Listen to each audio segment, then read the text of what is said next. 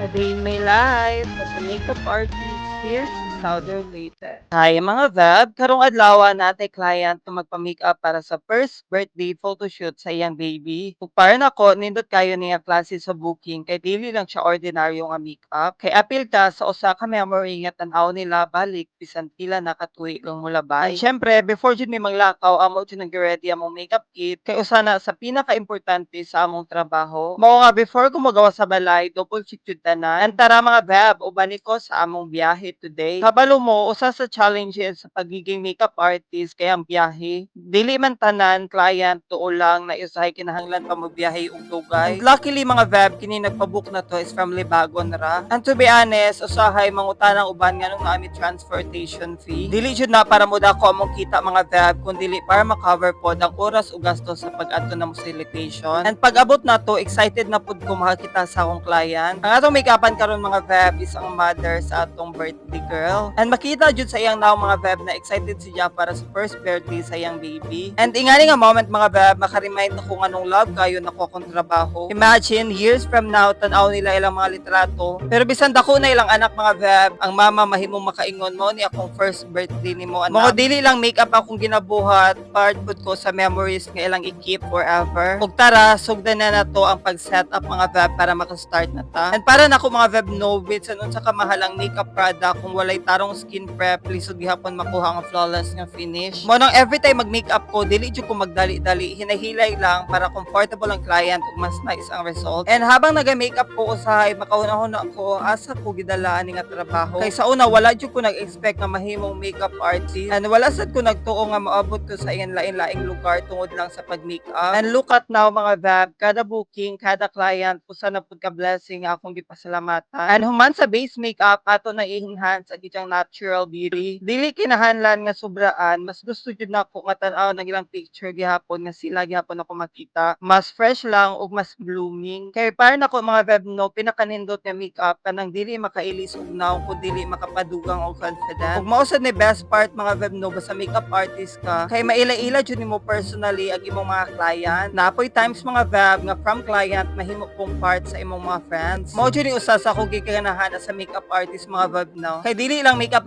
mga Feb, maka-build pud ta og friendship. And medyo happy na jud ta mahuman sa atong makeup mga Feb no, then ready na kayo siya para sa ilang family photoshoot. Sa tinuod lang excited ko pero may makita sa ilang final picture sa akong client. Kay murag reward na pud nako isip ang makeup artist. By the way mga Feb, more dito for today's vlog ug bye mo oy.